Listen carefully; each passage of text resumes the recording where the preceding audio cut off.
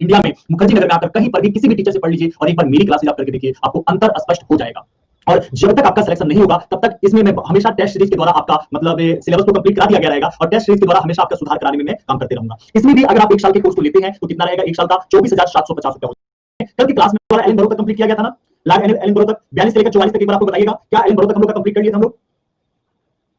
अच्छा आप न्यू है कोई बात नहीं है, प्रीवियस क्लास आप जरूर देख लीजिएगा, ये वाला क्लास हाँ आकलन तक हुआ था। अच्छा चलिए, तो हम लोगों ने लास्ट क्लास में आकलन को अच्छी तरीके से कंप्लीट कर लिया था। आकलन के बाद जो हम लोगों को पढ़ना, देखिए प्रीलिम्स लेवल की क्लास है तो प्रीलिम्स लेवल की क्लास में थोड़ा बहुत फैक्ट चलता है, इसलिए मैं फैक्ट यहां पर ज्यादा यूज करता हूं। याद रखिए इसके बाद जो हम लोग को पढ़ना है वो कौन सा है, एलन बरो है। कौन सा है, एलन बरो है। और एलन बरो भारत का गवर्नर जनरल जो बना हुआ था, यह कब से लेकर कब तक बना था, 42 से लेकर 44 तक। कब से लेकर कब तक बना हुआ था, 42 से लेकर 44 तक बना हुआ था। इसमें दास प्रथा पे पूरी तरीके से प्रतिबंध लगा दिया, ठीक है ना। दास प्रथा पर इसके द्वारा पूरी तरीके से प्रतिबंध लगाया गया। और दास प्रथा पर भी कब प्रतिबंध लगाया गया था, 1843 में। कब लगाया गया था, तो 1843 में। याद रखिएगा दास प्रथा पर पूरी तरीके से जो प्रतिबंध लगाने वाला है वह कौन सा है, लॉर्ड एलन बरो है। और कब लगाया था, इसके द्वारा कब लगाया गया था, तो 1843 में लगाया गया था। इसी के द्वारा देखिए एलन बरो, हमें यह बात पता है कि इससे पहले जो आकलन था, यहां पे मैंने आपको बताया था ना, आकलन जो था, तो आकलन ने अफगान का युद्ध किया था और इस अफगान के युद्ध में लॉर्ड आकलन पूरी तरीके से पराजित हो गया। ठीक है, तो कहा जाता है ना कि एक अपने आप को बहुत ज्यादा भीमकाय समझ रहा है, बलशाली समझ रहा है, और कोई बच्चा उसको पीट दे, कोई बच्चा उसको पीट दे, तो वो क्या, आप लोग मूवी देखते हैं तो आपको पता है ना, हीरो जब पीट देता है तो वो जो विलेन है वो क्या काम करता है, हीरो की मां को बंदी बना लेता है, बहन को बंदी बना लेता है। यही काम यहां पर एलन बरो के द्वारा किया गया। मतलब जब आकलन ने अफगानिस्तान को नहीं जीत पाया तो एलन बरो ने अपनी असफलता को छुपाने के लिए सिंध कूप पे आक्रमण किया और सिंध को विलय कर लिया। जबकि पहले से ही जो सिंध था वह अंग्रेजों के अंडर में था, अंग्रेजों की सारी बातों को यह मानता था। तो इसको विलय करने की कोई नीति ही नहीं बन सकती थी। सिर्फ यह आरोप लगाया गया कि सिंध के जो शासक हैं वह शासक से जनता त्रस्त हो चुकी है, तो अत्याचार का आरोप लगाकर इसको मिला लिया गया, विलय कर लिया गया। लेकिन यह पहले से ही अंग्रेजों के अंडर में था। शायद आप लोगों को अब यह कंसेप्ट क्लियर हो गया है। क्या किसी भी बच्चे के मन में कोई डाउट आ गया? आई थिंक चाहिए आप सभी को। हाँ हाँ, अफगानिस्तान की पूछ, वेरी गुड मिसू मिसू, ठीक है ना। तो ये इसे हम लोग क्या, अफगानिस्तान की पूछ, मतलब कि अफगानिस्तान नहीं जीत पाए तो अफगानिस्तान के पूछ पे इसने क्या कर लिया, कब्जा कर लिया। तो पूछा जाए किसके द्वारा किया गया था, तो आप लोग नाम जरूर याद रखना किसके द्वारा किया गया था, तो लॉर्ड एलन बरो के द्वारा किया गया था। चलिए यहां तक तो हम लोगों को और आप लोगों को समझ में आ गया। अब हम लोग आगे चलते हैं, आगे एक और पहलू पे हम लोग चलते हैं। किसके बारे में जानना है, लॉर्ड हार्डिंग के बारे में जानना है। किसके बारे में जानना है, तो लॉर्ड हार्डिंग के बारे में जानना है। अच्छा आप लोगों के लिए एक और चीज मैं अनाउंसमेंट अभी कर दे रहा हूं, आप लोगों को मैं बता दे रहा हूं, जिस भी बच्चे को मेंस लेवल पर, ठीक है, आपको इंटरनेशनल सिक्योरिटी पढ़ना है, आप लोग बता दीजिएगा इंटरनेशनल सिक्योरिटी पढ़ना है, उन सभी बच्चों के लिए आंतरिक सुरक्षा, तो ये मेरी 5 क्लासेज होगी आंतरिक सुरक्षा की। और ये 5 क्लासेज आप लोग का 16 दिसंबर से शुरू होगा। 16 दिसंबर को इंटरनल सिक्योरिटी, कौन सा, आंतरिक सुरक्षा। तो ये क्लासेज जैसे मैं लिख के समझाता हूं, ठीक ना, वैसे ही मैं लिख के समझाऊंगा, यहीं पर इसी क्लास में होगा। लेकिन पहले मैं आप लोगों से जानना चाहूंगा कितने बच्चे इस क्लास को करना चाहेंगे, क्योंकि 20 कम से कम अगर बच्चा रहेगा तो मैं इस क्लास को स्टार्ट नहीं करूंगा, 20 प्लस होगा तभी मैं इस क्लास को स्टार्ट करूंगा। और 16 दिसंबर से इस क्लास को मैं स्टार्ट करूंगा शाम को 5 पीएम, और शाम को 5 पीएम से लेकर 10 पीएम तक यह कंटिन्यू क्लासेज होगी, सिर्फ और सिर्फ 5 क्लासेज में। और 5 दिन की क्लासेज में इंटरनल सिक्योरिटी आप लोग का मेंस लेवल का फुल एंड फाइनल मैं सिलेबस कंप्लीट कराऊंगा। ठीक है, तो आप लोग टेलीग्राम पर मैसेज कर देना कितने बच्चे देखना चाहते हैं, मैं उसका लिंक दूंगा वहीं पर। और आप लोग क्योंकि लाइव में आऊं, लाइव में पढ़ाऊं इतना मेहनत करके, और आप लोग ना करो तो फिर मेरी मेहनत पे पानी फिर जाएगा। तो उससे अच्छा है कि मैं पहले पूछ लूंगा कितने लोग करेंगे, क्योंकि मेंस वाली क्लासेज बहुत कम बच्चे करते हैं। तो ये 5 दिन चलेगा 21 तारीख तक, और 5-5 घंटे का मैराथन क्लास होगा और कंप्लीट करवा दिया जाएगा। जी जी, है कि टोटल फोकस जीएस पर, जी अभी जीएस पर ही है टोटल फोकस। जी मुझे पता है बहुत सारे बच्चों को के बारे में कि वो मेरी क्लासेस कंटिन्यू करते हैं और बहुत सपोर्ट करते हैं। थैंक यू इतना सपोर्ट करने के लिए आप लोगों का। और आप लोग सपोर्ट करते हैं इसलिए तो मेरे मन में आता है कि आप लोगों के लिए मैक्सिमम सिलेबस में कंप्लीट करवाऊं। तो उसी को देखते हुए मैं इंटरनल सिक्योरिटी के बारे में बातें बताया। चलिए अब हम लोग यहाँ देखें लॉर्ड हार्डिंग के बारे में। लॉर्ड हार्डिंग का समय अवधि कब से लेकर कब तक रहता है, तो 1844 से लेकर 1848 ईस्वी तक लॉर्ड हार्डिंग भारत का गवर्नर जनरल बना हुआ था। भारत का क्या बना हुआ था, गवर्नर जनरल बना हुआ था। और इसी के समय अगर हम लोग देखते हैं तो प्रथम आंग्ल सिख युद्ध होता है। कौन सा, प्रथम आंग्ल सिख युद्ध होता है। हम सभी को पता है कि प्रथम आंग्ल सिख युद्ध में कोई भी उतना मतलब सिखों की तरफ से यहाँ पे मिला गया था, और मैंने आप लोग को दोनों का दोनों सिख युद्ध के बारे में समझाया हुआ है। तो प्रथम आंग्ल यहाँ पर क्या हो रहा है, सिख युद्ध हो रहा है। और इसी के समय अगर देखा जाए तो नरबली प्रथा को, ये कई बार प्रीलिम्स के पेपर में पूछ दिया गया कि नरबली प्रथा को समाप्त करने वाला कौन सा रहा, तो ये लॉर्ड हार्डिंग रहा। और नरबली प्रथा को कब समाप्त किया गया था, तो 1846 ईस्वी में नरबली प्रथा को समाप्त किया गया था। अब एक लाइन यहाँ पर और हम लोग को समझना पड़ता है कि नरबली प्रथा क्या था। नरबली प्रथा क्या था, तो नरबली प्रथा एक प्रकार की ऐसी प्रथा थी जिसमें इंसानों को बलि दिया जाता था। और यह एक खोंड जनजाति है, समझिएगा कौन सी जनजाति, खोंड जनजाति। क्योंकि हमारे पेपर में यह भी पूछ दिया है एक बार कि कौन सी जनजाति के द्वारा किया जाता है, तो यह जनजाति कौन सी है, खोंड जनजाति। तो यही खोंड जनजाति के द्वारा नरबली प्रथा किया जाता था। तो खोंड जनजाति और इनकी परंपरा थी। अगर इसकी परंपरा को और इनके धर्म को हम अवरोध लगाते हैं तो ये तो जो विद्रोह करेंगे ही ना। तो इन्होंने क्या कर दिया, विद्रोह कर दिया, खोंड जनजातियों का विद्रोह हुआ। और इस विद्रोह को दबाने के लिए जिसकी नियुक्ति किया गया था वह नियुक्ति किसका था, कैंपबेल।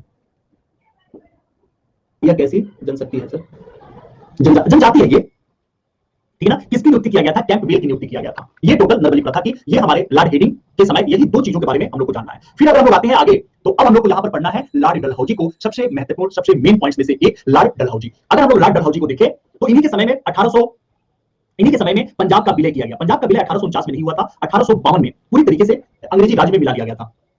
अपने देवता को, कुल देव को खुश करना चाहते हैं ये लोग नरबली प्रथा के द्वारा। फिर यहाँ पर होता है दूसरा आंग्ल बर्मा युद्ध। जैसे कि आप सभी बच्चों को पता है कि प्रथम आंग्ल बर्मा युद्ध कब हुआ था, जल्दी से इसका आंसर दीजिएगा। सबसे प्रथम कब हुआ था, ये तो हो गया सेकंड आंग्ल बर्मा युद्ध। और टोटल कितने बर्मा युद्ध हुआ था, आंग्ल बर्मा युद्ध, तो 3 युद्ध हुआ था। अगर बर्मा के साथ यानी कि म्यांमार के साथ अंग्रेजों का सबसे प्रथम युद्ध देखा जाए तो कब किया गया था, तो 1824 से लेकर 28 तक। कब किया गया था, 1824 से लेकर 28 तक हुआ था। और इसमें कौन सी संधि की गई थी, तो यांडबू की संधि। एक बार आप लोग याद कीजिएगा, मेरे द्वारा बताया गया यांडबू की संधि। कौन सी संधि हुआ था, तो यांडबू की संधि। जो लोअर बर्मा वाला क्षेत्र था उसको मिलाया गया था। तो ये कब से लेकर कब तक हुआ था, तो 1824 से लेकर 1828 तक यांडबू की संधि हुआ था। फिर सेकंड जो युद्ध हुआ था यह कब होता है, 1852 में होता है। कौन सा होता है, 1852 में होता है।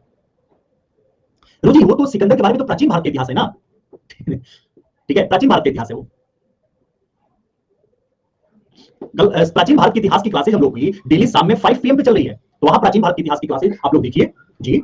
और ये तो आधुनिक भारत का है ना, तो दोनों का दोनों क्लासेज मेरे द्वारा शुरू किया गया है, प्राचीन भारत का भी और आधुनिक भारत का भी। तो जो तीसरा युद्ध किया गया था, यह तीसरा युद्ध कब हुआ है, अच्छा यहाँ पर जो 1852 में जो सेकंड युद्ध किया गया था, इस सेकंड युद्ध में कौन से क्षेत्र को मिलाया गया था, बर्मा का एक क्षेत्र है पिगू। तो पिगू क्षेत्र को अंग्रेजों ने ब्रिटिश प्रांत में अपने क्या कर लिया, मिला लिया। और फिर यहाँ पे हम लोग आते हैं तीसरा आंग्ल बर्मा युद्ध, और ये कब होता है, 1885 में होता है। किसके समय में हुआ था, इस समय होता है लॉर्ड डफरिन के समय में। और लॉर्ड डफरिन के समय में होने के बाद अब बर्मा को पूरी तरीके से, गुड आफ्टरनून गौतम, पूरी तरीके से अपने क्षेत्र में मिला लिया गया। तो कभी भी आप लोगों से पूछा जाए कि बर्मा के साथ कितने टोटल युद्ध हुए, तो टोटल कितने युद्ध होते हैं, 3 युद्ध होते हैं। फिर हम लोग यहाँ पर आ जाते हैं सिक्किम का विलय। किसका विलय, सिक्किम का विलय। जल्दी से आप सभी बच्चे एक बार बताइएगा कि सिक्किम का विलय भारत में कब किया गया था। आजादी के बाद वाला आप लोग मत बोलना, ठीक है ना। अंग्रेजों के समय में सिक्किम का विलय कब किया गया था, अभी तक किसी का आंसर नहीं आया तो मैं बता दे रहा हूं कब किया गया था, 1852 ईस्वी में। कब किया गया था, 1852 ईस्वी में।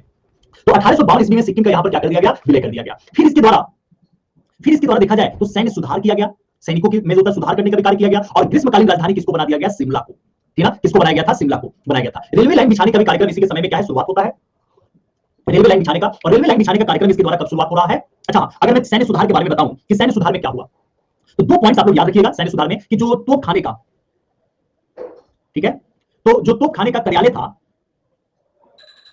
तोप खाने का कार्यालय, इस कार्यालय को कहां लेकर आया गया, मेरठ।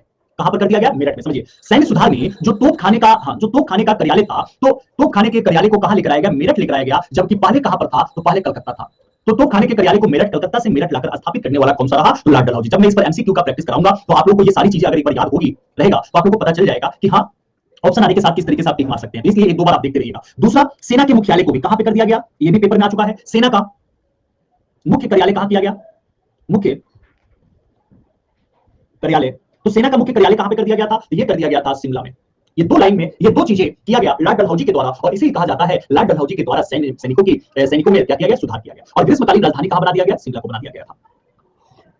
इसके द्वारा रेलवे लाइन बिछाने का कार्यक्रम शुरू किया गया। मतलब यह कि कच्चे माल का जो जरूरत था वह कच्चे माल शहरों से तो मिल नहीं रहा था, तो अब गांवों से लूटने की क्रिया की शुरुआत हो गया। जब इसको गांव से लूटा जाएगा, तो इसी के सिलसिले में यहां पर रेलवे लाइन बिछाया गया। और रेलवे लाइन बिछाने की शुरुआत कब होता है, 1853 में। कब हो रहा है, 1853 में। सभी बच्चे को पता होगा कि सबसे प्रथम बार जो रेलगाड़ी चली हुई थी, सबसे फर्स्ट में जो रेलगाड़ी चली हुई थी, वह रेलगाड़ी कहां से कहां तक चली हुई थी, तो बंबई से ठाणे के बीच में चली थी। कहां से कहां तक चली थी, बंबई से ठाणे, इनके बीच में क्या है, चली हुई थी। चलिए, ये तो फर्स्ट वाला सभी बच्चे को पता है। अब मैं जानना चाहूंगा कि कितने बच्चों को सेकंड वाला पता है कि सेकंड रेलगाड़ी कहां चली थी। पहला वाला तो बंबई से ठाणे के बीच में चला था, ठीक है ना, और दूसरा वाला कहां चला था, वेरी गुड, सिकंदर बहुत अच्छा है। कहां से चला था, तो ये चला हुआ था कलकत्ता से रानीगंज, पश्चिम बंगाल में ही। तो कलकत्ता से रानीगंज ये पश्चिम बंगाल में चला हुआ था। ये दो अब तो बहुत बार पूछा जा चुका है प्रथम वाला, तो मे भी ऐसा हो सकता है सेकंड वाला पूछ दे, तो आप लोग याद रखिएगा कहां से कहां तक चला हुआ था, कलकत्ता से लेकर रानीगंज तक चला हुआ था। फिर इसके बाद विद्युत तार, 1857 में एक स्वतंत्रता सेनानी ने मरते हुए इस बात को कहा था कि इस वायर ने हमारी जान ले ली। कैसे ले ली, तो यही है कि जब कहीं भी विद्रोह होने वाला होता तो फोन से ये लोग पहले ही कॉल करके वहां पर वो क्या कर देते, तैयार कर लेते थे। तो वही एक स्वतंत्रता सेनानी ने बोला हुआ था, यह भारत के लिए नहीं विकास कर रहे थे, यह अपनी सुरक्षा के लिए कर रहे थे, अपने विकास के लिए भारत में इस तरीके की चीजों को लेकर आ रहे थे। अगर आप अपने मन में रखते हो कि रेलवे लाइन का जो विकास किया गया, या रेलवे लाइन का विकास भारतीयों के लिए किया गया, तो नहीं, कभी भी अपने माइंड पर ये चीज मत लाना। रेलवे लाइन के विकास होने के बाद जो लूट की क्रिया 100 साल में हुआ था, वह 20 सालों में ही उससे ज्यादा कहीं लूट की क्रिया हो गया था। दादा भाई नौरोजी का जो सिद्धांत आया था, धन निर्गमन के सिद्धांत, उस धन निर्गमन के सिद्धांत में ये बात को बताया गया कि रेलगाड़ी बनने के बाद भारत में लूट की प्रक्रिया और तेज हो गया था। और फिर यहाँ पर होता है विद्युत तार का, वायर का। सबसे प्रथम अगर देखा जाए विद्युत वायर के बारे में कि सबसे प्रथम बार विद्युत वायर कहां से लेकर कहां तक चला हुआ था, ये कहां से कहां तक चला था, मतलब वायर कहां से कहां तक लगाया गया था। पहली बार भारत में कॉलिंग किया गया था, तो कलकत्ता से आगरा। कहां से किया गया था, कलकत्ता से आगरा किया गया था। फिर लॉर्ड डलहौजी है जिसके समय में डाक टिकट चलाया गया था। और ये डाक टिकट सबसे प्रथम बार कब चलाया गया, ये चलाया गया था 1854 में। कब चलाया गया था, 1854 में। और जो सबसे प्रथम डाक टिकट निकला हुआ था उसका कॉस्ट कितना था, तो उसका कॉस्ट था 2 पैसा। कितना था, 2 पैसा। तो 2 पैसे के कॉस्ट में इसको देखिए, आप लोग ऐसे लिखे रहिएगा साथ में, और जो मैं साइड में ऐसे बना के लिख रहा हूं वैसे ही आप लोग साथ में अपना नोट्स बनाते हुए चलिएगा। ये आप लोग ये आप लोग इंतजार मत करना कि पीपीटी लेकर मैं नोट्स बनाऊंगा, ऐसा मत करना, क्योंकि वैसे करोगे तो आपको याद नहीं रह पाएगा। आप सभी लोग साथ में नोट्स बनाते हुए चलेगा। इन्हीं के द्वारा सार्वजनिक निर्माण विभाग का स्थापना किया जाता है। और सार्वजनिक निर्माण विभाग का स्थापना कब और क्यों किया जाता है, क्यों किया गया था, तो उसके पीछे रीजन ये था, एक प्रकार का यह क्या था, सैनिक बोर्ड। एक प्रकार से यह क्या रहता है, सैनिक बोर्ड होता है। तो ये सारी की सारी चीजें किसके द्वारा, लॉर्ड डलहौजी के द्वारा किया गया था, ठीक है ना। 1854 ईस्वी में, कब, 1854 ईस्वी में ही लॉर्ड डलहौजी के द्वारा लोक शिक्षा विभाग की स्थापना किया गया। किसकी स्थापना किया गया, 1854 ईस्वी में लोक शिक्षा विभाग का स्थापना किया गया। और इसका सबसे मेन और सबसे फेमस जो सिद्धांत रहा वो डॉक्ट्रिन ऑफ लव जो लेफ्ट रहा, यानी कि व्यक्तिगत का सिद्धांत, जिसे राज हड़पने के सिद्धांत के नाम से भी जानते हैं। जितने बच्चों ने मेरा मेंस का क्लास किया होगा, उस मेंस की क्लास में मैंने बताया कि ये कितने प्रकार से, तो तीन, कौन से, तो ये जो व्यक्तिगत का सिद्धांत लागू किया गया था, इसमें तीन प्रकार के सिद्धांतों पर यह कार्य कर रहा था। सबसे प्रथम तो यह था कि वैसे रजवाड़े जो ब्रिटिश के अंडर में नहीं है, वैसे रजवाड़े जिस पर ब्रिटिश अपना नियंत्रण कायम नहीं किया हुआ है, उस रजवाड़े को गोद लेने के बारे में, यानी कि अपने उत्तराधिकारी की नियुक्ति करने के बारे में स्वतंत्रता था। समझिएगा इस लाइन को मैं क्या बता रहा हूं कि देखिए, जैसे मैं हूं, मुझे समझ लीजिए मैं ब्रिटिश हूं, आप मेरे अंडर में नहीं हो। जब आप मेरे अंडर में नहीं हो तो अब क्या है, अब यहां पर क्या है कि जब आप मेरे अंडर में नहीं हो तो आप अपने उत्तराधिकारी को नियुक्त करने के लिए स्वतंत्र हो, पूरी तरीके से स्वतंत्र हो। तो यही है कि वे रजवाड़े जो किसी के नियंत्रण में नहीं थे, अर्थात ब्रिटिश साम्राज्य के नियंत्रण में नहीं थे, वह बिना हस्तक्षेप के गोद ले सकते थे। और दूसरा कह रहा है कि वो रजवाड़े जो या तो मुगल सम्राट या मराठा पेशवा, मराठे वाले पेशवा, तो पेशवा के अधीन थे। और चूंकि अब मुगल जो साम्राज्य था वह भी किसके अंडर में आ चुका था, ब्रिटेन के, और जो अब मराठा था यह भी किसके अंडर में आ चुका था, तो ब्रिटेन के अंडर में आ चुका था। यही रीजन है कि अब उसके अंडर में रहने वाले राज्यों को अपने उत्तराधिकारी के लिए एक बार अनुमति लेने की आवश्यकता थी। समझिएगा, एक बार वह उसे अनुमति लेने की आवश्यकता थी कि क्या मैं अपना उत्तराधिकारी नियुक्त करना चाहता हूं इस व्यक्ति को, या पूछना था। लेकिन यह जरूर था 100% कि वो एक बार सिर्फ पूछना था, उनको अनुमति प्राप्त हो जाता था। ठीक है, अनुमति आसानी से इनको क्या है, मिल जाता था। तो ये आपके कौन से हैं, सेकंड वाले राज्य थे। और तीसरे वाले राज्य वह थे जिनका निर्माण अंग्रेजी राज्य के द्वारा ही हुआ है। उस प्रकार के राज्यों को उत्तराधिकारी के मामले में कोई भी स्वतंत्रता नहीं थी। मतलब अगर उसका उत्तराधिकारी नहीं है तो वह गोद नहीं ले सकते हैं और उनके राज्य को अब ब्रिटेन में मिलाया जा सकता है। यह तीन प्रकार के व्यक्तिगत के सिद्धांत में यह तीन नीतियों को अंग्रेजों के द्वारा रखा गया था, लॉर्ड डलहौजी के द्वारा रखा गया था। और इसी व्यक्तिगत के सिद्धांत के द्वारा यहां पर अलग अलग अगर हम लोग देखते हैं राज्यों को मिलाया गया। सबसे प्रथम जो राज्य मिलाया जाता है, समझिएगा यहां पर कौन सा, हाँ ये सभी के सभी राज्यों को देखिए कौन सा राज्य अंग्रेजों के द्वारा नहीं मिलाया गया है, यहां समझिए। टियादास जी आपका क्वेश्चन काफी अच्छा है, इसलिए मुझे भी लग रहा था कि कोई बच्चा ये क्वेश्चन पूछे या मैं बताऊं। तो यहां समझिएगा, जैसे आप हैं तो आपके भाई ने आपको अपनी आपकी जो गद्दी से उतार दिया है, या आप चाहती है कि आप अपने भाई को गद्दी से उतारकर उसकी गद्दी पे बैठना, तो आप मेरे अंडर में आ गई, मेरे पास आई और बोली सर जी आप हेल्प करो, एक बार उसको गद्दी से उतारना है। मैंने क्या किया, आपका हेल्प किया और गद्दी से उसको क्या कर दिया, उतरवा दिया। तो आप गद्दी पे बैठ गई, तो अब आपका जो राज है ना वो मेरे कारण निर्माण हुआ है, उस प्रकार के राज्य। समझ में आ गया, डाउट क्लियर हुआ टियादास? कोई बात नहीं रुद्र प्रताप जी। मतलब वैसे राज्य जिनका निर्माण अंग्रेजों की सहायता से ही हुआ था, उस प्रकार के राज्यों को गोद लेने का कोई भी अधिकार नहीं था। बस ये कहना चाह रहे थे। तो प्रथम राज्य किसको मिलाया जा रहा है, तो प्रथम राज्य मिलाया जा रहा है सतारा को। सतारा को कब मिलाया गया, 1848 में मिलाया गया। और दूसरा लाइन इसके बारे में आप लोग यह भी याद रखिएगा कि जो जब इसको राज्य को मिलाया गया था, यहाँ के राजा कौन थे, अप्पा साहिब। कौन से राजा थे, अप्पा साहब। तो अप्पा साहब यहाँ के राजा थे और सतारा को सबसे प्रथम बार व्यक्तिगत यानी कि डॉक्ट्रिन ऑफ लैप्स के नियम से शामिल किया गया था। फिर जब सेकंड राज्य है तो सेकंड राज्य किसको मिलाया गया, जैतपुर को। किसको मिलाया गया, जैतपुर को। और जैतपुर को कब मिलाया जाता है, 1849 में। कब मिलाया गया, 1849 में। यह जैतपुर है कहां पर, मध्य प्रदेश में स्थित है। कहां पर स्थित है, मध्य प्रदेश में। फिर यहाँ जो तीसरे राज्य को मिलाया गया वह तीसरा राज्य कौन सा है, संबलपुर। कौन सा है, संबलपुर। और इसको कब मिलाया गया, 1849 में मिलाया गया। यह कहां पर स्थित है, उड़ीसा में स्थित है। और यहाँ के शासक कौन थे, नारायण सिंह। यहाँ के शासक कौन से होते हैं, नारायण सिंह होते हैं। फिर संबलपुर के बाद जिसको मिलाया गया वह कौन सा है, बघाट है। बघाट को कब मिलाया गया, 1850 में। ये क्रमबद्ध तरीका जो मैं आप लोग को लिख रहा हूं ना, ये क्रम में आप लोग सभी को याद रखना है, सिस्टेमेटिक क्रम में याद रखना है। क्योंकि आपके पेपर में यही सिस्टेमेटिक क्रम में पूछ देता है कि निम्नलिखित में अरेंज करते हुए भी पूछ देता है, इसलिए आप लोग को अरेंज करना भी आना चाहिए। तो बघाट को कब मिलाया जाता है, 1850 में। और बघाट कहां का प्रांत था, यह पंजाब का था। बाद में कैनिंग ने इसको क्या कर दिया, वापस कर दिया था। इसके बाद उदयपुर को मिलाया गया। ये कौन सा है, उदयपुर। ठीक है, तो पांचवें नंबर पे कौन से राज्य को मिलाया जाता है, तो पांचवें नंबर पे मिलाया गया था उदयपुर को। और ये उदयपुर कहां पर है, मध्य प्रदेश में है। और कैनिंग ने इसको भी बाद में क्या किया था, वापस कर दिया था। छठे नंबर पे जिसको मिलाया गया वह झांसी। इसके बारे में कौन नहीं जानता, खूब लड़ी मर्दानी, वो तो झांसी वाली रानी थी, ठीक ना। और इतनी ज्यादा हम लोग कविता इनके बारे में पढ़े हुए हैं। एक मतलब हमारे समाज में स्त्रियों को दबाया जाता है और कभी कभी स्त्रियां ऐसे ऐसे नाम कर देती हैं कि पुरुष जाति भी शर्मिंदा हो जाता है अपने पुरुष होने पे। ठीक है, काश इनकी झांसी की रानी को ग्वालियर के जो शासक थे उन्होंने साथ दिया होता, दगाबाजी अगर नहीं की होते तो अंग्रेजों के जो होता है नागपुर चना जो होता है चबवा देती है झांसी की रानी।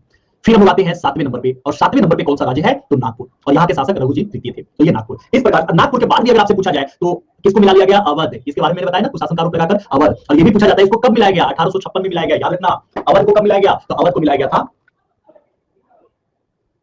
अवध को कब मिलाया गया, तो अवध को मिलाया गया था 1856 में। याद रहेगा इतना। अब तो कोई प्रॉब्लम नहीं होना चाहिए एमपी में जी। ठीक है, अब तो कोई यहाँ पे आप लोगों को प्रॉब्लम नहीं होना चाहिए कौन कौन से राज्यों को इसके द्वारा मिलाया गया था। ये टोटल हम लोग का क्या रहा, लॉर्ड डलहौजी तक का काम हो गया। और लॉर्ड डलहौजी तक के टोटल पॉइंट्स को आप लोग याद रखिएगा प्लीज, क्योंकि पूछा जाता है पेपर में। चलिए अब हम लोग आते हैं भारत के वायसराय। यहां से लॉर्ड डलहौजी भारत का अंतिम गवर्नर जनरल रहता है। लॉर्ड डलहौजी भारत का अंतिम गवर्नर जनरल रहता है और उसके बाद भारत में वायसरायों के शासन की शुरुआत हो जाता है। किसका? वायसराय का।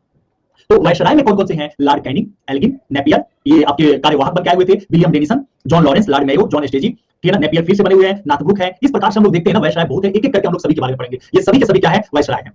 लेकिन हम लोग शुरुआत करते हैं सबसे प्रथम बार किससे? कैनिंग से। अब देखिए कैनिंग, हाँ गलत यहाँ पे है, 1856 से लेकर 62 तक, लॉर्ड कैनिंग 1856 से लेकर 62 तक। अच्छा, कई बार हमारे प्रीलिम्स के पेपर में और पीसीएस लेवल और छोटे स्तर के एग्जाम में क्वेश्चन पूछा जा चुका है कि 1857 के समय भारत का गवर्नर जनरल कौन सा था? ठीक है, गवर्नर जनरल कौन सा था? या हाँ, तो ये कौन सा है? लॉर्ड कैनिंग ही था 1857 के क्रांति के समय। 1857 की क्रांति 58 तक ये भारत का गवर्नर जनरल बना हुआ था और 58 में जब यहाँ पर भारत शासन अधिनियम आता है, कब? 1858 में जब भारत शासन अधिनियम आता है, यही भारत शासन अधिनियम के द्वारा वायसराय पद की घोषणा किया जाता है और भारत का सबसे प्रथम ये क्या बन जाता है? वायसराय बन जाता है। जैसे अगर आप लोगों से पूछा जाए, हाँ जैसे आप लोगों से अगर पूछा जा रहा है कि भारत का बंगाल का सबसे प्रथम गवर्नर कौन सा था, तो सभी बच्चों को पता होगा कि बंगाल का सबसे प्रथम गवर्नर कौन सा रहता है? तो लॉर्ड क्लाइव। फिर अगर आप लोगों से पूछा जाए कि सबसे प्रथम गवर्नर जनरल कौन रहता है बंगाल का, बंगाल का सबसे प्रथम गवर्नर जनरल कौन होता है? तो आप लोग बोलेंगे कि सर वारेन हेस्टिंग्स रहता है। फिर अगर पूछा जाए, ठीक है ना, कि भारत का सबसे प्रथम गवर्नर जनरल कौन होता है भारत का, तो भारत का अगर पूछा जाए तो आप क्या बताओगे? लॉर्ड विलियम बेंटिक बताओगे। और अगर फिर से पूछा जा रहा हो कि भारत का प्रथम वायसराय कौन होता है, तो वायसराय कौन सा होता है? Lord Canning. कौन सा होता है? Lord Canning. अगर पूछा जाए कि बंगाल का गवर्नर जनरल कौन सा अधिनियम के द्वारा किया गया, तो कौन सा अधिनियम से द्वारा किया गया? 1773 का रेगुलेटिंग एक्ट के द्वारा किया गया, है ना, रेगुलेटिंग एक्ट के द्वारा। अगर आपसे पूछा जा रहा हो कि आपसे अगर पूछा जाए कि भारत का गवर्नर जनरल कौन से एक्ट के द्वारा किया गया, तो 1833 का चार्टर एक्ट के द्वारा किया गया, है ना। और भारत का वायसराय कौन से अधिनियम से द्वारा किया गया, तो अधिनियम कौन सा है? भारत शासन अधिनियम 1858 का। याद रहेगा जितनी चीजें मैंने बताई है, क्योंकि ये क्वेश्चन इस तरीके से घुमा घुमा कर पूछता है, इसलिए मैंने उसको एक बार रिकैप कराया ताकि आप सभी बच्चों को याद रहे ये सभी के सभी पॉइंट्स। ठीक है, याद रहेगा ना। अगर हम लोग देखते हैं, हाँ एक शायद मेरे से मिस हुआ था, उसमें लॉर्ड कैनिंग जो था ना, वो सबसे अंतिम गवर्नर जनरल और प्रथम क्या रहा? वायसराय रहा। तो लॉर्ड कैनिंग सबसे अंतिम गवर्नर जनरल और प्रथम वायसराय बना हुआ था। और इसके समय का सबसे महत्वपूर्ण अगर देखा जाए घटना कौन सा था, तो 1857 का विद्रोह था। इसके समय का, इसके काल का सबसे महत्वपूर्ण अगर घटना पे हम लोग नजर डालते हैं, तो सबसे महत्वपूर्ण घटना कौन सा है? 1857 का विद्रोह है। और यही 1857 के विद्रोह के बाद जो मुगल सम्राट थे, जिनका नाम क्या था, नाम क्या था, तो सभी बच्चों को पता होगा, बहादुर शाह जफर। कहानी मैंने बताया है ना, 4 गज जमी बिना मिला कफन के लिए, इन्हीं की शायरी है। तो बहादुर शाह जफर, तो बहादुर शाह जफर को इन्होंने 1858 में पकड़ के कहां पर भेज दिया? रंगून भेज दिया, रंगून भेज दिया। और रंगून में ही जफर की मृत्यु हो जाती है, कब? 1862 में। ठीक है, 1862 में। तो वहीं पे रंगून में उनका क्या है? मकबरा है। अब क्वेश्चन एक और बनता है, रंगून है कहां पर? रंगून कहां पर है, एक बार आप बताओ, रंगून है कहां पर? अगर आप लोगों से पूछा जाए रंगून कहां पे है, तो आप सभी बच्चे बता सकते हैं इसका आंसर कहां पे है? म्यांमार में। कहां पर है? म्यांमार। वेरी गुड जी। तो ये सारी चीजें अभी हम लोग देख रहे हैं लॉर्ड कैनिंग के बारे में। जब 1857 का विद्रोह हुआ, तो लॉर्ड कैनिंग ने खुद इस बात को बोला है, समझिएगा, लॉर्ड कैनिंग खुद इस बात को बोलता है कि अगर भारतीय रियासतें हमारी साथ नहीं देती, समझिए, अगर भारतीय रियासतें हमारी साथ नहीं देती, तो शायद 1857 की क्रांति की आंधी में हम उड़ गए होते। कुछ लोग हमारे ग्वालियर को उन्होंने खुल के बोला था, ठीक है, सिंधिया, तो ग्वालियर के सिंधिया अगर हमारे साथ नहीं देते, जमींदार वर्ग अगर हमारे साथ नहीं देते, तो 1857 की क्रांति में ही हमारे भारत में सबसे अंतिम जो होता है समय होता। लेकिन जब यहां पर इनके द्वारा पता लग गया कि भारतीय जनता उग्र हो चुकी है, अब उनको दिन कराओ। तो 1857 के बाद अब रणनीति ये हुआ, ईस्ट इंडिया कंपनी जो बार बार शोषण कर रही थी, तो शोषण पर कैसे अंकुश लगाया जाए। दूसरा, ईस्ट इंडिया कंपनी सबसे ज्यादा ऋण ले चुकी थी ब्रिटेन की सरकार से। तो ब्रिटेन की सरकार ने कहा कि देखो 1833 में तुम्हारा व्यापारिक अधिकार तो समाप्त कर ही दिया गया है, अब भारत का जो प्रशासनिक शासन है उसको भी हम समाप्त करते हैं। अब तुम भारत में सिर्फ और सिर्फ एक व्यापारी हो और कुछ नहीं हो, और भारत के बारे में जितना भी निर्णय होगा वह स्वयं अब हम लेंगे। और इसकी घोषणा किसके द्वारा किया गया? रानी विक्टोरिया ने घोषणा किया। इसकी घोषणा किसके द्वारा किया गया? रानी विक्टोरिया के द्वारा किया गया। शायद आप लोगों को मैंने बताया है कि ये वही रानी विक्टोरिया है, वही रानी विक्टोरिया है जो सबसे ज्यादा दिनों तक ब्रिटेन की महारानी बनी हुई है। समझ रहे ना, सबसे ज्यादा दिनों तक ब्रिटेन की महारानी बनकर कौन रही? तो सबसे ज्यादा दिनों तक ब्रिटेन की महारानी जो बनी हुई थी वह कौन सी रही है? तो रानी विक्टोरिया रही है। कौन सी रही है? तो रानी विक्टोरिया रही है जी। ये दोनों अंतिम नहीं, वहां पे राखी मिस हुआ मेरे से। ये कैनिंग जो है ना, ये सबसे अंतिम है, सबसे अंतिम है। सन में यहां पर मिस्टेक हो गया था, 58 से नहीं है, ये 56 से 58 तक, 56 से लेकर 58 तक यह क्या बना हुआ था? यह भारत का गवर्नर जनरल था। ठीक है, और 58 से लेकर 62 तक यह वायसराय था। इसलिए अंतिम गवर्नर जनरल और प्रथम वायसराय था, यही रहा है, लॉर्ड कैनिंग रहा है। ठीक है, अब हम लोग इसके बारे में देखते हैं कि रानी विक्टोरिया के बारे में जो पॉइंट में बता रहा था कि जो ब्लड नहीं जम पाता है, जिसे हम लोग शाही बीमारी के नाम से जानते हैं, या उसका एक और नाम है हीमोफीलिया। तो हीमोफीलिया भी किसके द्वारा है? महारानी विक्टोरिया की फैमिली से, इन्हीं का दिन है। और ब्रिटेन में सबसे ज्यादा दिनों तक जो महारानी बनी हुई रही, वह महारानी कौन सी बनी? महारानी विक्टोरिया ही बनी हुई थी। इन्हीं के समय में देखा जाए तो व्हाइट विद्रोह होता है। कौन सा विद्रोह होता है? तो व्हाइट विद्रोह होता है। ठीक है, भारत परिषद अधिनियम 1861 इन्हीं के समय पारित हुआ। आईपीसी 1860 में इन्हीं के द्वारा, ये मेंस का विषय हो जाता है आईपीसी पैनल कोड, तो इसलिए, और बहावी आंदोलन का भी दमन इन्हीं के द्वारा किया गया था। आईपीसी 60-61 में किया गया था। कितने साल तक थी सर? महारानी विक्टोरिया जो है, ये टोटल 1831 से लेकर 1902 ईस्वी तक वहां की महारानी बनकर रही थी। तो 1831 से लेकर 1902 ईस्वी तक रही थी, इनका सबसे ज्यादा सर्वाधिक दिनों तक शासनकाल रहा। हाँ, चलिए इसके बाद जो गद्दी पे बैठता है वायसराय बनकर, वह वायसराय कौन बना था? यहाँ पर लॉर्ड जॉन लॉरेंस। क्या नाम रहा? Lord John Lawrence. यह कब से लेकर कब तक बना? तो 1864 से लेकर 1869 तक इसका शासन रहा था। यहां देखिए लॉरेंस के बारे में अगर देखा जाए तो भूटान के साथ इसने क्या किया? युद्ध किया। सबसे महत्वपूर्ण पॉइंट्स में से एक कौन रहा? भूटान के साथ इसका युद्ध रहा। अच्छा एक पॉइंट और यहाँ पे शायद छूट रहा है मेरा, लॉर्ड कैनिंग। लॉर्ड कैनिंग का शासनकाल कब से रहा? 62 तक रहा। और 62 के बाद अगर हम लोग देखते हैं तो 62 और 63 इसके बीच में एक व्यक्ति और आया हुआ है, उसका नाम क्या है? लिख लीजिएगा, क्योंकि मैं आप लोग से पहले ही बोला हूं कि एक भी पॉइंट नहीं छूटेगा, तो टेंशन आप लोग बिल्कुल मत लेना। इसी के बीच में जो एक आता है उसका नाम क्या है? लॉर्ड एल्गिन, एल्गिन प्रथम। क्या नाम रहा? लॉर्ड एल्गिन प्रथम। और ये रहा था 1862 से लेकर 1863 तक। लॉर्ड एल्गिन प्रथम 1862 से लेकर 1863 तक रहा। ठीक है। इसकी मृत्यु, सबसे पहले मैं इसकी मृत्यु ही बता दे रहा हूं। इसकी मृत्यु कहां पर हो गया? 1863 में पंजाब में इसकी मृत्यु हो गया। कहां पर? पंजाब में इसकी मृत्यु हो गया। और यह पंजाब पाकिस्तान के क्षेत्र वाले पंजाब में हुआ, इसीलिए एकमात्र कर्नवालिस को कहा जाता है कि गाजीपुर में उसका मकबरा है, मतलब उसकी वो भारत में मरा हुआ है। इसके द्वारा बहावियों के आंदोलन को दबाया। इसने काम कौन कौन सा किया? तो बहावियों के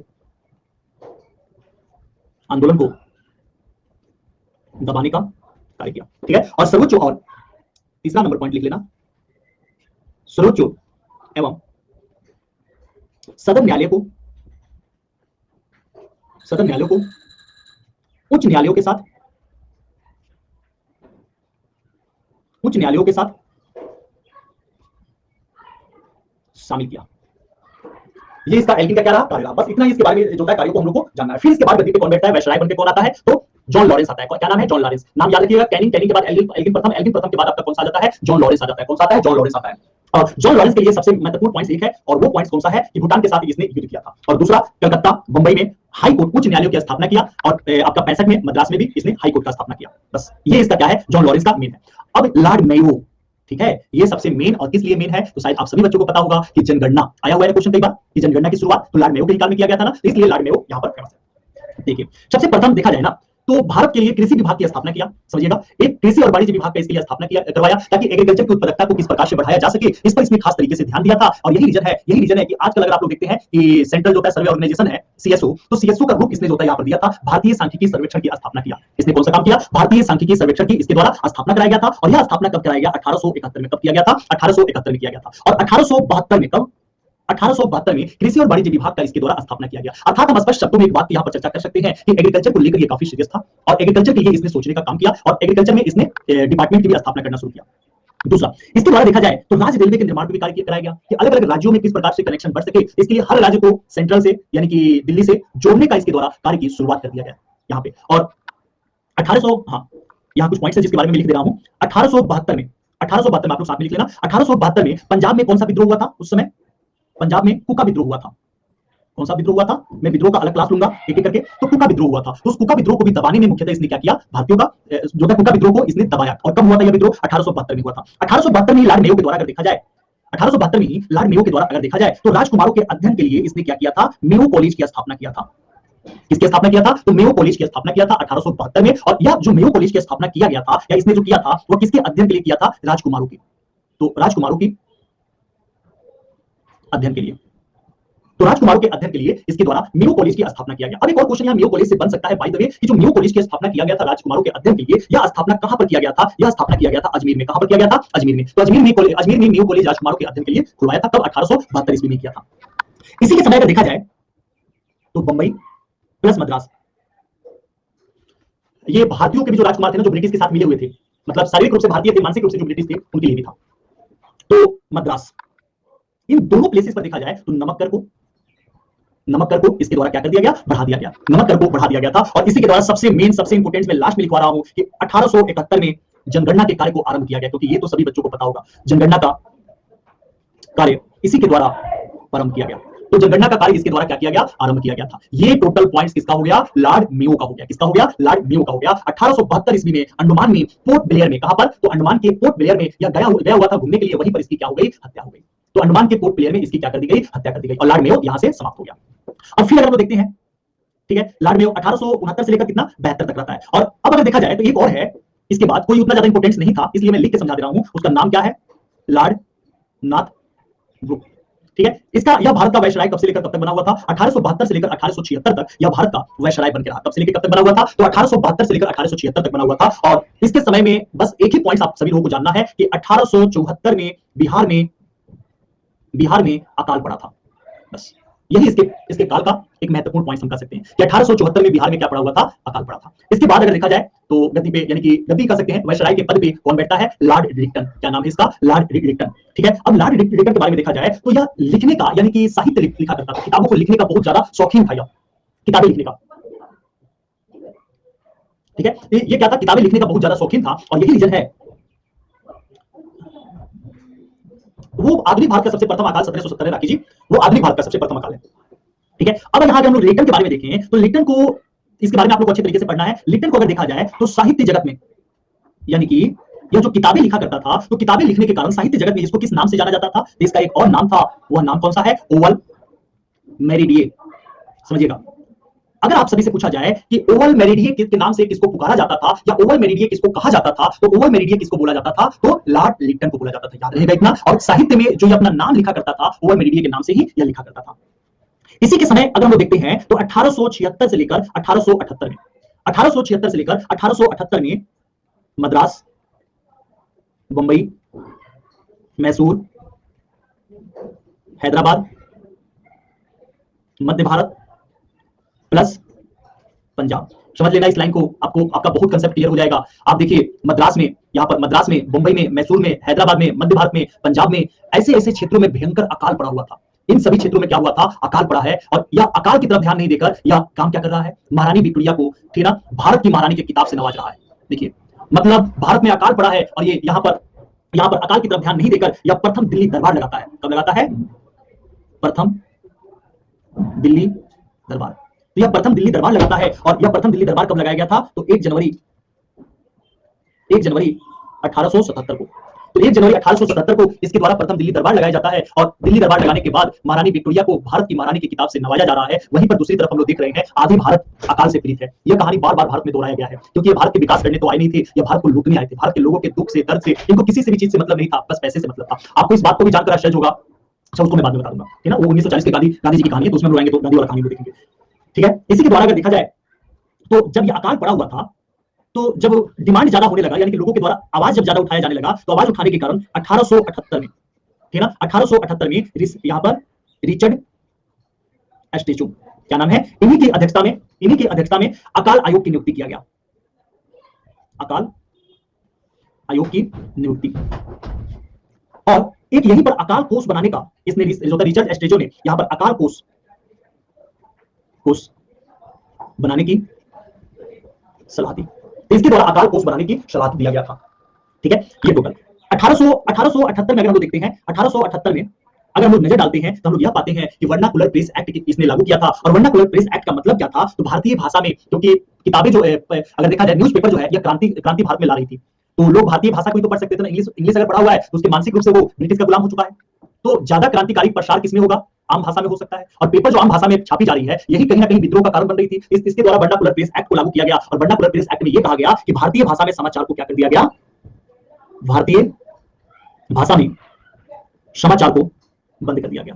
तो भारतीय भाषा में जो समाचार उपलब्ध कराए जा रहे थे उसको पूरी तरीके से बंद किया गया। यही है वर्नाकुलर प्रेस एक्ट। याद रखना कब लागू किया गया था, 1878 में। बहुत इंपोर्टेंट है प्रीलिम्स के पेपर के लिए। और किसने किया था, लॉर्ड लिटन। क्या नाम था, लॉर्ड लिटन। याद रखिएगा, लिटन रिपन दो टाइप का आता है, तो उसमें बच्चे कंफ्यूज होते हैं। इसको क्या है, लिटन, लिटा के पेट जो होता है पीटना।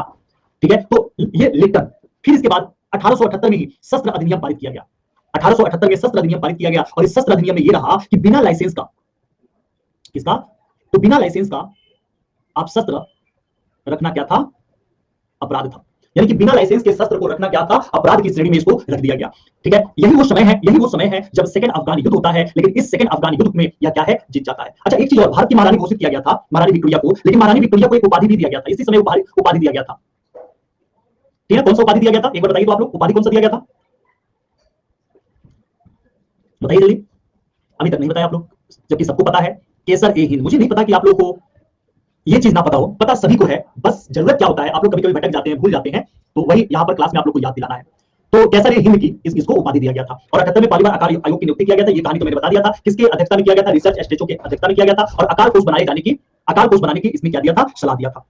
ठीक है, और इसी के द्वारा अगर देखा, हाँ एक और पॉइंट इसका सबसे महत्वपूर्ण मेरे द्वारा बता दिया गया है, लेकिन फिर भी मैं आप लोग को बता दे रहा हूं। जो आईसीएस का एग्जाम होता था उसकी आयु यानी कि परीक्षा आयु इसने ही घटाकर कितना कर दिया, 21 से 19 वर्ष कर दिया। तो लॉर्ड रिपन, हाँ 19 वर्ष, वेरी गुड मिसू, ठीक है। तो लॉर्ड रिपन के द्वारा ही जो परीक्षा की आयु है वह घटाकर कितना कर दिया गया था, 21 से 19 कर दिया गया था परीक्षा की आयु को घटाकर। चलिए यहां तक हम लोग, अब हम लोग किसके बारे में देखते हैं, अब हम लोग यहां देखेंगे लॉर्ड रिपन के बारे में। यही तो है खासियत इतिहास का, जब आप लोग 2 बार 3 बार क्लास देखोगे या अपना नोट्स अगर आप लोग बना रहे होगे तब आप लोग को अच्छे तरीके से समझ में आ जाएगा। एक बार 2 बार आपको देखना पड़ेगा, और डफरिंग के बाद तो सभी को पता होगा, इसके बाद हम लोग डफरिंग पे आएंगे।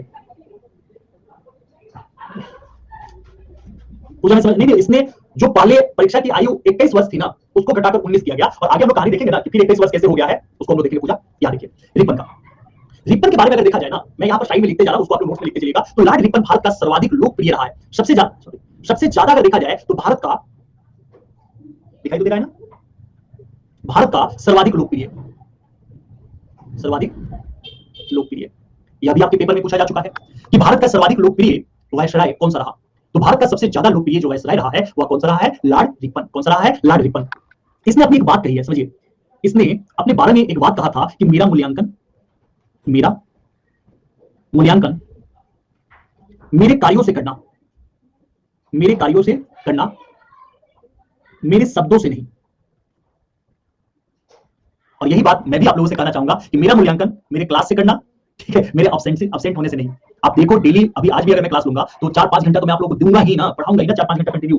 तो एक क्लास उसमें कभी-कभी मिस हो जाए, जैसे आज ज्योग्राफी की क्लास है, देखिएगा आज मैं ज्योग्राफी की क्लास लूंगा और दोनों लूंगा, आपको वर्ल्ड ज्योग्राफी भी और इंडियन ज्योग्राफी भी, दोनों का दोनों यूट्यूब पे भी होगा और यहाँ पर भी होगा। और आज जो ज्योग्राफी के लिए हल्ला करते हैं वो देखिएगा आज की क्लास में नदारत रहेंगे, गायब रहेंगे, ठीक है। तो मैं होता है कि इतनी देर आपको देखो ना, आप कंटिन्यू 5 घंटा बैठ के तो नहीं पढ़ पाते ना, कभी ज्यादा हो जाता है कभी कम हो जाता है, तो यहाँ ऑफलाइन भी क्लासेस लेना होता है। तो इसने यही बात कहा था कि मेरा मूल्यांकन मेरे जो है कार्यों से करना, मेरे शब्दों से नहीं। और कुछ लोगों के द्वारा ये कहा जाता है कि भारत में जो स्वर्ण युग, मतलब कि स्वर्ण युग आरंभ हुआ था वह लॉर्ड रिपन के समय ही हुआ था। तो हम यह लिख सकते हैं भारत में स्वर्ण युग का आरंभ, तो भारत में स्वर्ण युग का जो था आरंभ इसी के समय हुआ था। चलिए हम लोग कुछ पॉइंट्स को लिख के यहां समझ लेते हैं, लिखकर। इसके समय में प्रमुख घटनाएं कौन-कौन सी हुई थी, इसके समय की सबसे प्रमुख घटना कौन-कौन सी थी, ठीक है। चलिए इसी को हम लोग यहां पर लिख लेंगे। इसके समय की सबसे प्रमुख घटनाओं पर अगर लोग नजर डालते हैं, एक घटना है वास्तविक जनगणना, यानी कि सही तरीके से जनगणना की शुरुआत इसी के समय में हो जाता है। और कब से, तो 1881 से। कब से हो गया था, 1881 से। दूसरा ये कहा जाता है कि स्थानीय स्वायत्त शासन के जन्म का काल, ठीक है। तो स्थानीय स्वायत्त शासन के जन्म का काल इसी में, प्रथम फैक्ट्री अधिनियम यही से लागू किया आया था। प्रथम फैक्ट्री अधिनियम कब आया हुआ था, 1800 गुड आफ्टरनून। अच्छा जितेंद्र, आपका फर्स्ट क्लास है तो कोई नहीं, अभी तीसरे नंबर की क्लास है, इस बात जरूर करना। और आप लोग स्पेशल क्लास चेक करते रहना कितनी क्लासेस मेरी हो गई है, उसके अकॉर्डिंग आप लोग देखकर अपना सिलेबस जल्दी कंप्लीट करो। इधर-उधर भागने से नहीं होगा, 50 चीज खोजने से नहीं होगा, बहुत वैरायटी मिलेगा आप लोगों को। जरूरत है कि किसी एक अच्छे टीचर को चूज करो जो सिलेबस कंप्लीट कराते हो, और जल्दी अपनी सिलेबस कंप्लीट करो, उसी से आपका सिलेक्शन हो सकता है। नहीं तो भटकते रह जाओगे और पता चलेगा कि लाइफ उसी में चला गया। तो प्रथम फैक्ट्री अधिनियम 1881 में हुआ।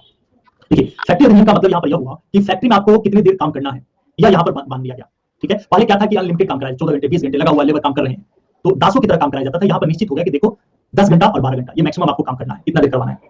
थैंक यू दीदी, ठीक है। जो मैंने बताया था कि लिटन के समय में नमक कर को काफी ज्यादा बढ़ा दिया गया था, तो उसका विद्रोह होने के कारण नमक कर, आप लोगों ने एनसीईआरटी जब पढ़ा होगा बचपन में, तो उसमें नमक का दरोगा एक कहानी पढ़ा है ना, तो वही है नमक कर। तो नमक टैक्स को क्या कर दिया गया, कम कर दिया गया। और इसी समय प्राथमिक शिक्षा का मीडियम कैसा होना चाहिए, इंग्लिश या हिंदी, तो उसके लिए हम लोग शिक्षा पे भी पढ़ेंगे। तो उसके लिए एक गठन किया गया हंटर कमीशन का, किसका, तो हंटर कमीशन का गठन किया गया। हंटर कमीशन का गठन कब किया गया था, तो 1882 में किया गया था। और कभी भी पूछा जाए कि हंटर कमीशन किससे संबंधित है, तो प्राथमिक शिक्षा से संबंधित है। किससे है, तो प्राथमिक शिक्षा से। अच्छा मूवी भी है, मैंने मूवी तो नहीं देखी है, मैं कहानी मुंशी प्रेमचंद्र का नमक का विद्रोह वाला पढ़ा हूं। इन्हीं के समय अगर देखा जाए तो वर्नाकुलर प्रेस एक्ट लिटन ने शुरुआत किया था कि भारतीय भाषाओं में आप अपने मतलब कि जो होता है पेपर नहीं छाप सकते हैं। इन्होंने क्या किया, वर्नाकुलर प्रेस एक्ट 1882 में इन्होंने क्या कर दिया, समाप्त कर दिया, ठीक है। अब देखिए यहां पर जो मतलब ये हुआ था कि ब्रिटिश वाले अगर कोई अंग्रेज है ना तो उसका फैसला अंग्रेज अधिकारी मतलब कि जज ही करेंगे, यह पालित नियम था। और इस पर अब विमर्श होने लगा कि क्या भारतीय भी निर्णय कर पाएंगे। तो इलवर्ट एक बिल आया हुआ था, समझिएगा, एक बिल आया था, इलवर्ट बिल विवाद बिल आया था 1884 में। तो अब ये क्या हुआ, इसमें यह था कि भारतीयों का फैसला तो अंग्रेज और कोई भी कर देगा, लेकिन अंग्रेजों का फैसला सिर्फ अंग्रेज जज करेंगे, न्यायाधीश करेंगे, भारतीय नहीं करेंगे। इस मामले को लेकर जो रिपन थे इन्होंने मतलब विद्रोह किया कि नहीं, अगर न्यायाधीश है तो भारतीय भी कर सकते हैं। और इस पे लेके दोनों में क्या हो गया, विवाद हो गया। और इसी विवाद के कारण कार्यकाल अपने समाप्त होने से पूर्व ही इन्होंने क्या कर दिया, त्याग पत्र दे दिया। तो रिपन ने जो त्याग पत्र दिया हुआ था वह कौन से विवाद के कारण दिया था, तो इलवर्ट बिल विवाद के कारण दिया था। तो आप लोग लिख लेना यहां पर, इसी कारण कार्यकाल समाप्त होने से पूर्व ही इन्होंने क्या कर दिया, त्याग पत्र दे दिया। ठीक है, इन्हीं के समय एक और काम किया गया था, अकाल संहिता बनाया गया था। क्या बनाया गया था? अकाल संहिता। और अकाल संहिता कब बनाया गया था? 1883 में। कब बनाया गया था? 1883 में। रिपन ने ही नगर में न्यायपालिका का गठन किया था, वर्तमान स्वरूप, यानी कि नगर में नगरपालिका का गठन। सर एक बार बैक कीजिए मुझे। जी जी जी, मैं बैक कर दे रहा हूं। और मैसूर को पुराने शासक को वापस कर दिया था। मैसूर को पुराने शासक को इनके द्वारा क्या कर दिया गया? वापस कर दिया गया। ये सारी की सारी क्रियाएं किसके द्वारा किया गया? रिपन के द्वारा किया गया। और इसीलिए स्वर्ण काल का आरंभ भी कहा जाता है। और भारत में देखा जाए तो सबसे ज्यादा लोकप्रिय वायसरायों में इन्होंने तो नाम दर्ज करा लिया, लेकिन ब्रिटिश इतिहास के पन्नों में सबसे बुरे और खराब वायसरायों में भी इन्होंने नाम दर्ज कराया, क्योंकि उनके अकॉर्डिंग, उनके प्रॉफिट के अकॉर्डिंग, उनके कदमों पे ये नहीं चल पाए थे। ठीक है, तो ये हम लोगों का टोटल कहानी कहां तक हो गया? रिपन तक हो गया। रिपन तक समझने में किसी के मन में कोई डाउट या प्रॉब्लम है क्या? अब एक क्लास नहीं, 2 क्लास और लगेगा, अप्रोक्सीमेटली 2 क्लास और लगेगा, और या मैक्सिमम एक या 2 ही लगेगा, और आप लोगों का जो गवर्नर जनरल और वायसराय वाला टॉपिक है या फुल एंड फाइनल कंप्लीट हो जाएगा। तो हम लोग मिलेंगे नेक्स्ट क्लास के लिए अब 12 बजे, कल के क्लास में 12 बजे मिलेंगे। और उसी 12 बजे की क्लास में देखिए, आप लोग याद रखिएगा, आज का जो मेरा शेड्यूल है, अभी सभी को पता है कि 12 पीएम से लेकर 1:30 PM तक ये हम लोग किसके बारे में पढ़ते हैं? आधुनिक भारत। एक बार शेड्यूल देख लेना, आधुनिक भारत। फिर हम लोग पढ़ते हैं 2 PM से लेकर 3 PM, लिखा तो है 3 PM। तो 2 PM से लेकर 3 PM तक हम लोग मेंस लेवल की क्लास करते हैं, और वो कौन सा है? इतिहास का ही है, इतिहास का है। फिर हम लोग की क्लास स्टार्ट होता है 5 बजे से लेकर 6:30 PM तक, और ये क्लास कौन सा है? प्राचीन भारत है, और फिर 7 बजे से लेकर, यह प्रीलिम्स लेवल का है, तो 7 PM से लेकर 8 PM तक यह ऑप्शनल की क्लास होती है, हिस्ट्री ऑप्शनल की क्लास होगी। और आज मैं आपको बताऊं कि 8 PM से लेकर 9 PM तक आप लोगों के लिए साइंस एंड टेक की होगी क्लास इसी ऐप पर, और 9:30 PM से 11 PM तक आप लोगों की यहां पर विश्व भूगोल की क्लास होगी। ठीक है, बाकी YouTube पे जो क्लास है वह आप लोगों की क्लास कौन सा हो जाएगा? भारत का भूगोल। तो जो क्लासेस मेरा विश्व भूगोल में कितनी क्लास हो गई है? 10 क्लास हो गई है ना, तो आज 11 नंबर की क्लास उसके आगे से होगा, वहीं से नहीं होगा, उसके आगे से होगा। हाँ जी, हाँ।